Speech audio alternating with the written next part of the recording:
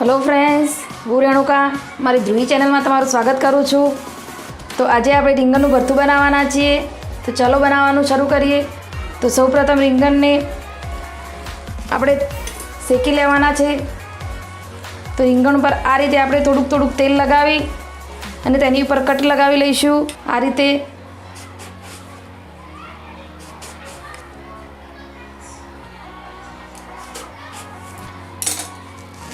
પછી આ રીતે ગેસ ઉપર રાખી અને શેકી લઈશું। સાથે ટામેટાને પણ આ રીતે કટ કરી અને શેકાવા મૂકી દઈશું। સાથે મેં લીલા મરચાં લીધા છે, તેને પણ શેકાવા માટે મૂકી દઈશું। તો રીંગણને આપણે આવી રીતે અલટ પલટ કરી અને શેકવાનું છે, જેથી કરીને બધી બાજુ સરસ રીતે શેકાઈ જાય। તો ફ્રેન્ડ્સ, જોઈ શકો છો રીંગણ એકદમ સરસ રીતે શેકાઈ અને તૈયાર છે। તો હવે તેને કાઢી લઈએ। તો ટામેટાને પણ આપણે શેક્યા હતા, તેની છાલ કાઢી અને સરસ રીતે ક્રશ કરી લીધા છે। તો એ જ રીતે આપણે રીંગણને પણ ઉપરથી છાલ કાઢી અને સરસ રીતે સાફ કરી લઈએ। તો ફ્રેન્ડ્સ, જોઈ શકો છો રીંગણને પણ એકદમ સરસ રીતે આપણે સાફ કરી લીધું છે। તો હવે તેને પણ થોડુંક ક્રશ કરી દઈએ।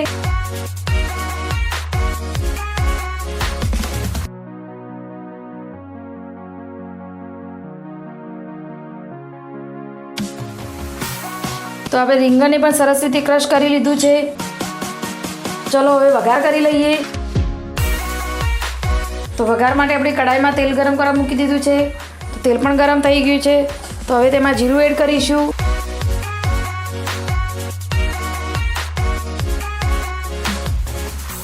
તો જીરું સહેજ ગરમ થઈ ગયું છે। તો હવે લસણ અને આદુની પેસ્ટ એડ કરીશું। તેને પણ સરસ ગરમ થવા દઈશું।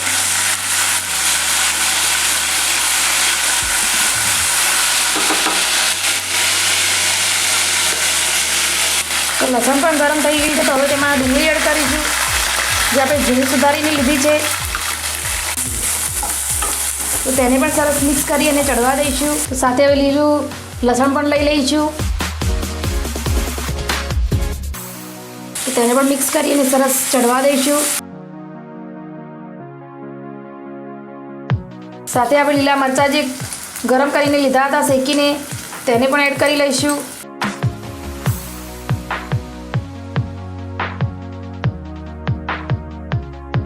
જે ટામેટા ક્રશ કર્યા છે એ પણ લઈ લઈએ।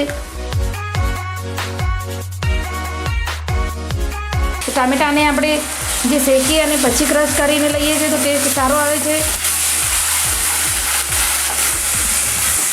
તો સાથે આપણે મીઠું એડ કરી દઈએ અને ઢાંકી અને 2 થી 3 મિનિટ સુધી ચડવા દઈશું। તો હવે આપણે મસાલા કરી લઈએ। તો મસાલા માટે લાલ મરચું પાવડર, હળદર પાવડર,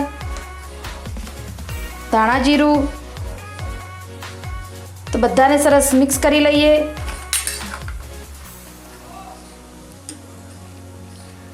તો અંદર પાણી નાખી અને પેસ્ટ બનાવી લઈએ।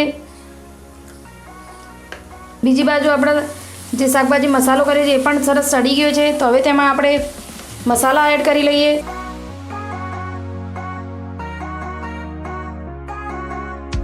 તેને પણ સરસ મિક્સ કરી અને જ્યાં સુધી મસાલા શેકાય ત્યાં સુધી ચડવા દઈશું।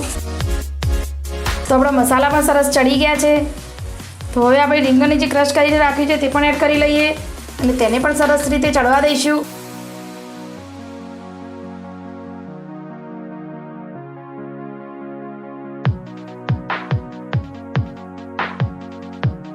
તો ફ્રેન્ડ્સ, જોઈ શકો છો એકદમ સરસ રીંગણનું ભરતું બની અને તૈયાર છે।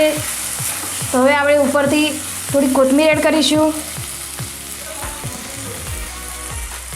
એને પણ સરસ મિક્સ કરી લઈશું।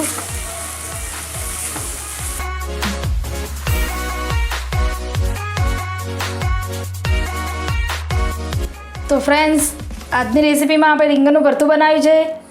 તો રીંગણનું ભરતાની રેસીપી તમને જો ગમી હોય તો લાઈક, શેર, કોમેન્ટ કરજો। મારી ચેનલમાં નવા હોય તો સબસ્ક્રાઈબ પણ કરજો। તો આવી જ નવી રેસીપી સાથે હું ફરીથી મળીશ। ત્યાં સુધી આવજો।